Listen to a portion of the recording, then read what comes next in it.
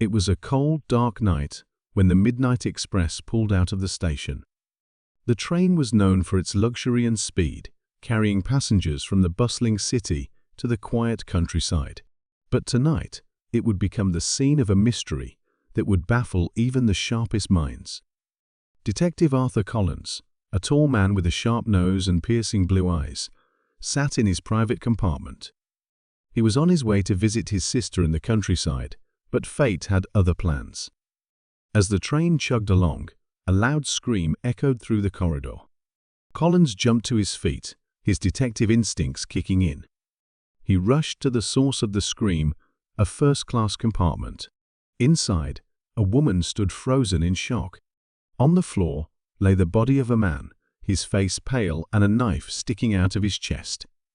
The woman, Mrs. Eliza Grant, was the victim's wife.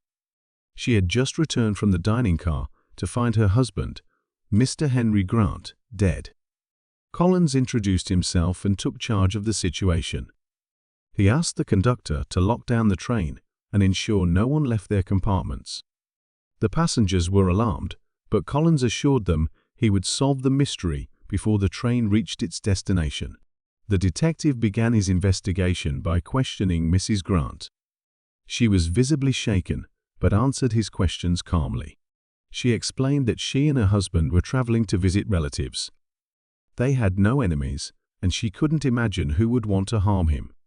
Next, Collins spoke to the other passengers in the first-class car. There were 3 others: Mr. James Whittaker, a wealthy businessman, Miss Clara Bell, a young actress, and Dr. Edward Harris, a retired physician. Each had their own story, but none seemed suspicious at first glance. Mr. Whittaker claimed he had been in his compartment the entire time, working on his laptop. Miss Bell said she was reading a book and hadn't heard anything unusual. Dr. Harris mentioned he had been dozing off and only woke up when he heard the scream. Collins examined the crime scene carefully. The knife was a common kitchen knife, likely from the dining car.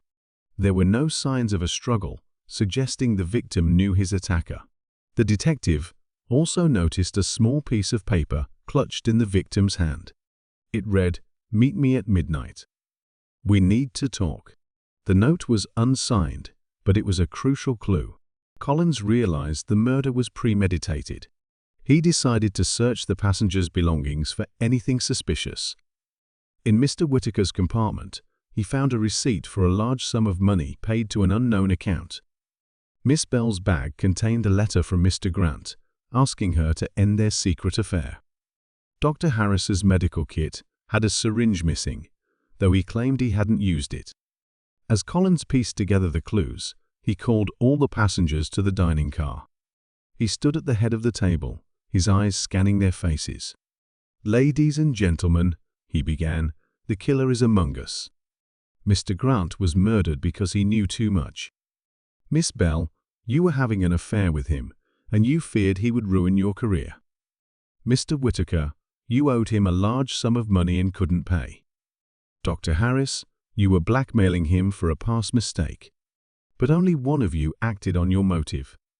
The room fell silent. Collins turned to Mrs. Grant. "You found out about your husband's affair and his financial troubles. You couldn't bear the betrayal, so you lured him with the note and killed him. The knife from the dining car and the syringe from Dr. Harris's kit were meant to throw us off your trail." Mrs. Grant broke down in tears, confessing to the crime. She had planned the murder carefully, but she hadn't counted on Detective Collins being on the train. As the train pulled into the next station, the police were waiting to arrest Mrs. Grant. Collins watched as she was taken away, his mind already moving on to the next mystery. The Midnight Express would never be the same again.